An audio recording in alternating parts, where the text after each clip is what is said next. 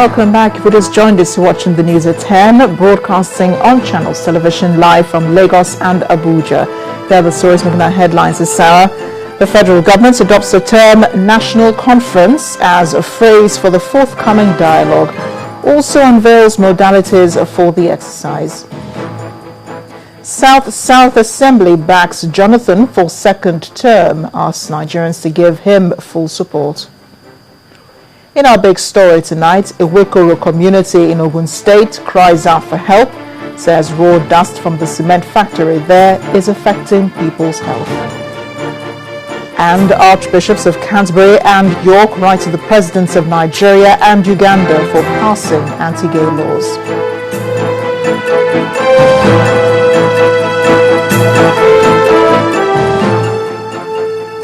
A reminder here that all our top stories can be found on our website, channelstv.com, and on youtube.com/channelsweb. But to get us on the move, then you must visit m.channelstv.com.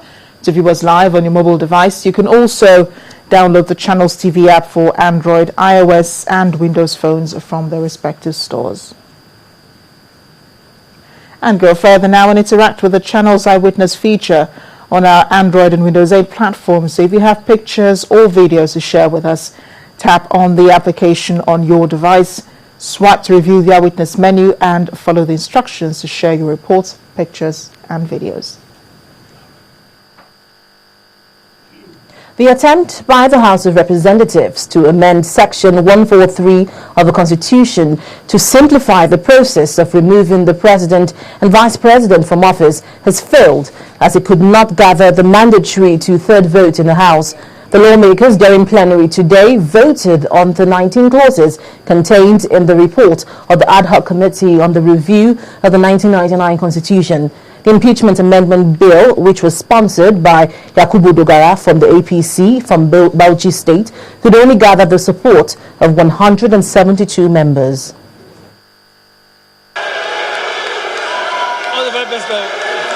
This was the reaction that greeted news of another defection. Lawmaker from Nasarawa, David Emmanuel, had informed the House of his move from the CPC to the PDP.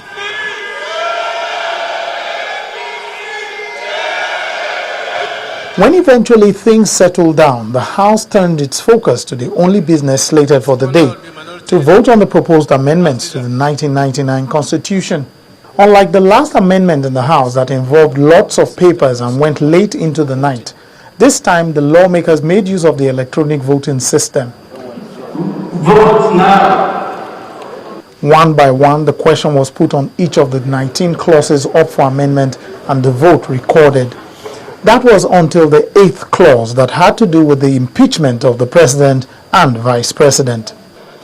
Alteration of Section 143, 308 members registered, 297 voted, 172 yes, 3 abstention, 122 no. This has not met with the requirement of the Constitution. The amendment, therefore, has failed. Other amendments, such as that seeking first-line charge for the Nigerian police and other security agencies and insurance for members of the Nigerian Youth Service Corps, all scaled through. Some of the lawmakers spoke on the outcome. We tried to explain it to them.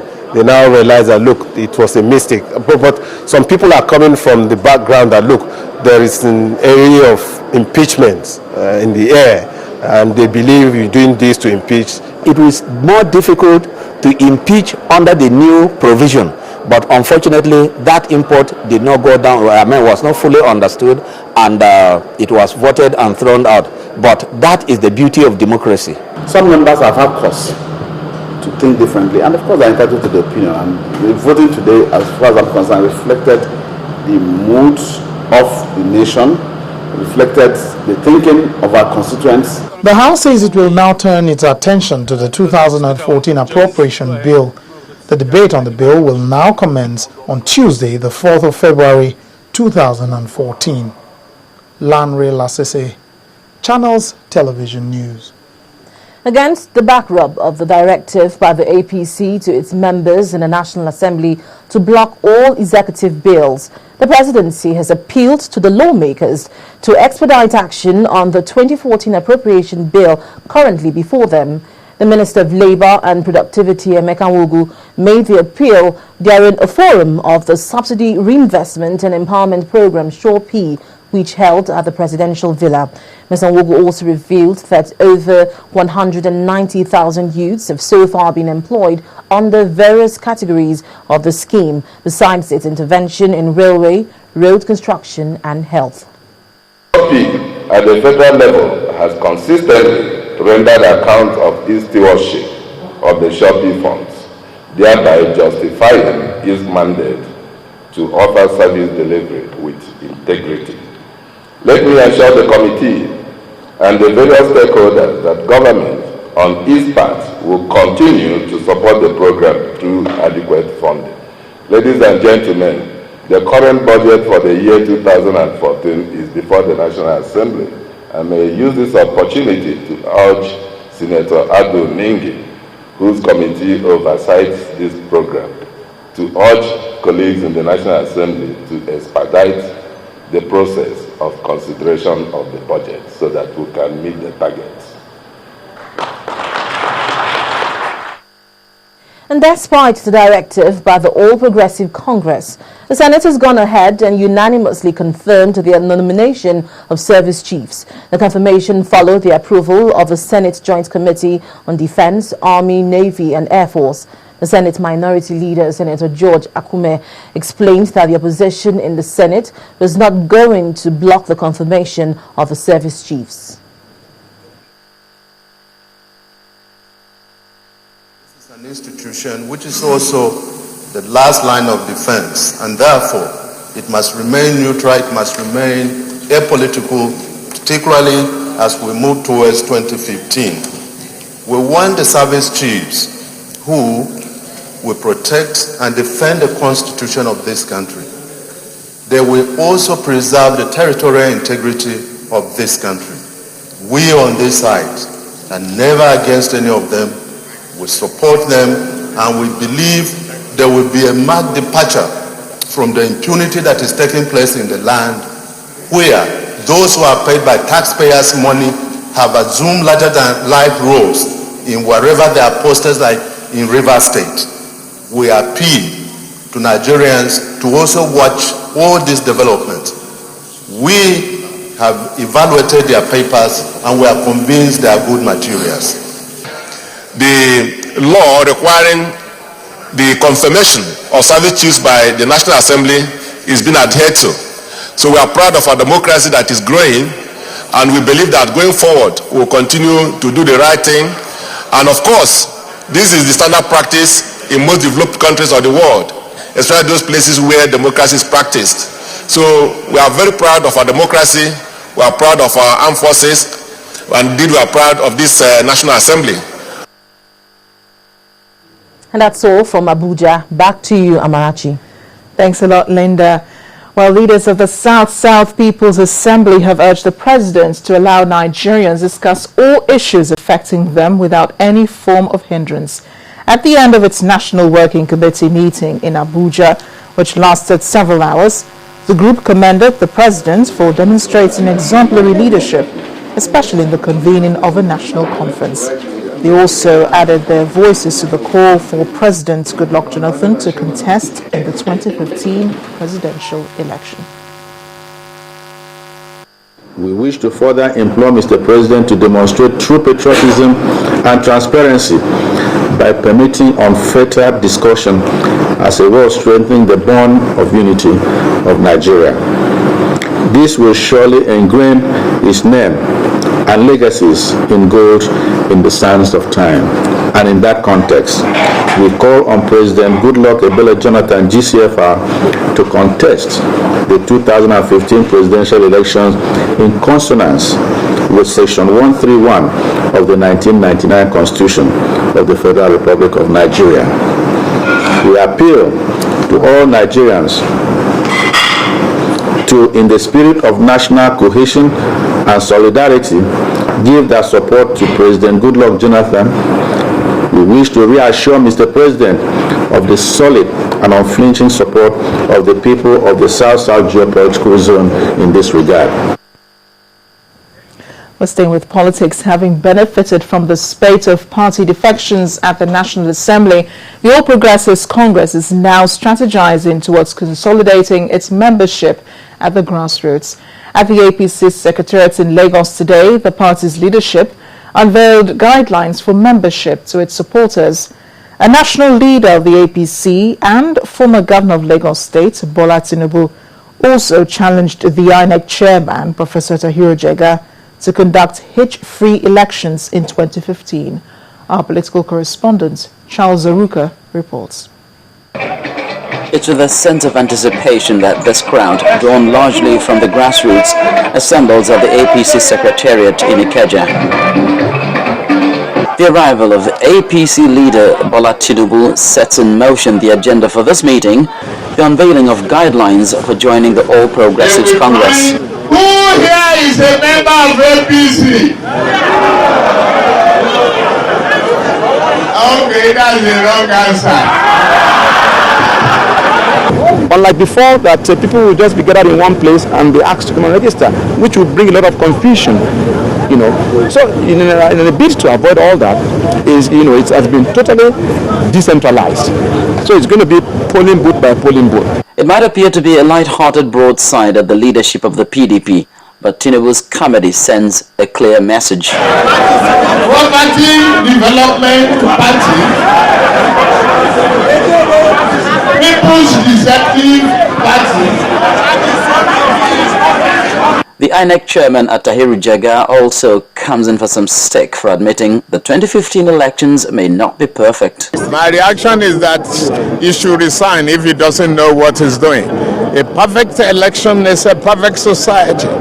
We must strive to give the people what they want. What does he mean? He is admitting failure. He is laying foundation for failure. Even as the All Progressives Congress in Lagos is set to evolve in terms of confirmed membership, what will be the impact of defections to and from the party? We are running a free society. Freedom for all. Liberty must be tolerated.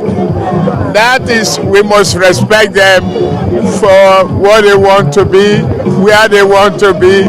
They have that inalienable right to move freely into any party they want to. Whether you are looking at the Constitution, which guarantees the right of freedom of association, or you are looking at Section 681G, which deals with how members can lose their seat, or you are looking at the practice and procedure, or you are looking at precedents. I am not aware of any of this that any of those senators had breached. So it will be inappropriate. In fact, it will be strange to see or expect the seat of any member to be declared vacant in this circumstance. All said and done, and the spate of defections to and from the All Progressives Congress considered, the rule has been laid down as far as Lagos is concerned on how to become a full and confirmed member of the APC. Charles Aruka, reporting for Channels Television News.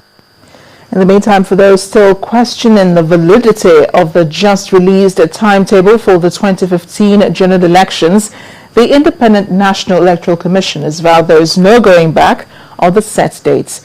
Chairman of the Commission, Professor Tahiru Jega, made the affirmation in London at a meeting with International Affairs, a think tank, Chatham House, as part of his international tour aimed at mobilizing support for the general elections. He also allayed fears of logistics, which has been the bane of elections in Nigeria. Our correspondent in London, Doris Okenwa, reports. Mix of international affairs experts, civil society groups, government officials, and Nigerians in diaspora at the Chatham House, London. Nigeria's 2015 general elections is on the table. The Independent National Electoral Commission, INEC, is out to garner international support. We hosted a very dynamic group of civil society leaders earlier this week in Washington. We've now brought some of them here to London to amplify their message to a UK audience. Chairman of INEC, Professor Atahiru Jega, draws on the lessons learned from 2011 general elections and more recently Anambra State. Again, logistic problems like delays in commencement and voters' irregularities marred the exercise. The challenges of commencing elections on time, getting materials to arrive on time to finish the election within the time assigned to it has been a challenge. And we realized that really in 2015, we should do everything possible to ensure that we meet the international standard of doing elections as and when defined. Governorship elections in Ekiti and Osun states, scheduled for June and August this year respectively, will be another lab test for INEC's might. For 2015, a curious question was the reason behind the structure of the election timetable. Global best practice is that you do national elections separate from local elections, if you can't do them all together. So rather than doing presidential with governors or national assembly with state assembly, we felt the rational, logical thing to do is to do all the national elections together. While we do regard the chairman very highly, we don't feel that confident about all of the issues that he has mentioned. We don't feel very confident that he has the 12 other national commissioners working with the same spirit that he has to deliver on free, fair and credible elections. In 2011, the election dates were altered, but Professor Jega says not this time. Unless something terribly bad happens, we don't expect to change it, and we don't expect to change the dates we've announced for 2015 general elections. The days ahead will show if these elections will be bigger than INEC considering the power play involved, or if INEC will truly match the challenge. From London, Chatham House, Doris Okenwa reporting for Channels Television News. Now, when the News at 10 returns, NDDC embarks on project inspection